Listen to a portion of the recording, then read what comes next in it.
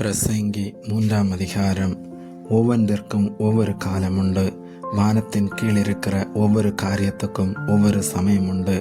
பிறக்க ஒரு காலம் உண்டு, இறக்க ஒரு காலம் உண்டு, நட ஒரு காலம் உண்டு, நட்டதை பிடுங்க ஒரு காலம் உண்டு, கொல்ல ஒரு காலம் உண்டு, குணமாக்க ஒரு காலம் உண்டு, இடிக்க ஒரு காலம் உண்டு, கட்ட ஒரு காலம் உண்டு, அழ ஒரு காலம் உண்டு, நகைக்க ஒரு காலம் உண்டு, புலம்ப ஒரு காலம் உண்டு, நடனம் பண்ண ஒரு காலம் உண்டு, கற்களை எறிந்துவிட ஒரு காலம் உண்டு, கற்களை சேர்க்க ஒரு காலம் உண்டு, தழுவ ஒரு காலம் உண்டு, தழுவாமல் இருக்க ஒரு காலம் உண்டு, தேட ஒரு காலம் உண்டு, இழக்க ஒரு காலம் உண்டு, காப்பாற்ற ஒரு காலம் உண்டு, எறிந்துவிட ஒரு காலம் உண்டு, கிழிக்க ஒரு காலம் உண்டு, தைக்க ஒரு காலம் உண்டு, மௌனமாயிருக்க ஒரு காலம் உண்டு, பேச ஒரு காலம் உண்டு, சிநேகிக்க ஒரு காலம் உண்டு, பகைக்க ஒரு காலம் உண்டு, யுத்தம் பண்ண ஒரு காலம் உண்டு, சமாதானம் பண்ண ஒரு காலம் உண்டு.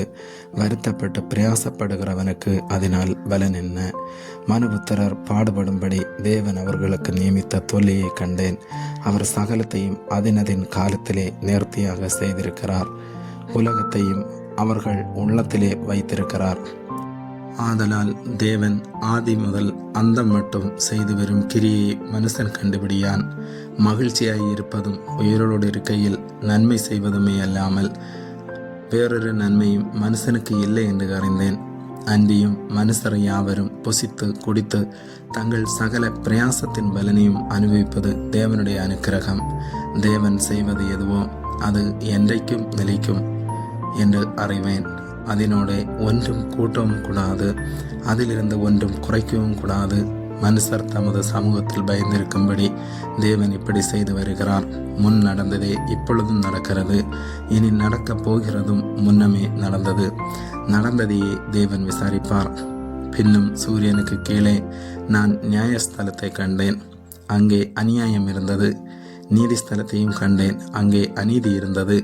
சகல எண்ணங்களையும் சகல செய்கைகளையும் நியாயம் தீர்க்கும் காலம் இனி இருக்கிறபடியால் சன்மார்க்கனையும் துன்மார்க்கனையும் தேவன் நியாயம் தீர்ப்பார் என்று என் உள்ளத்தில் எண்ணினேன்.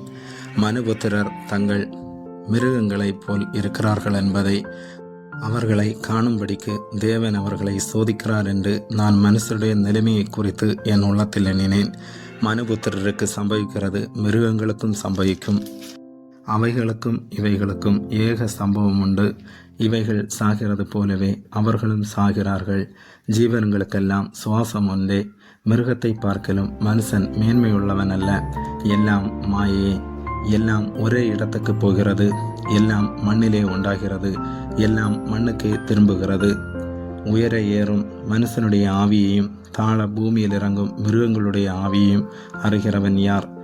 இப்படி இருக்கிறபடியால் மனுஷன் தன் செய்கைகளில் மகிழ்ச்சியாயிருக்கும் நன்மையை இல்லாமல் வேற நன்மை இல்லை என்று கண்டேன். இதுவே அவன் பங்கு. தனக்கு பின்வரும் காரியங்களை காணும்படிக்கு அவனை திரும்பி வர பண்ணுகிறவன் யார்? ஆமேன்.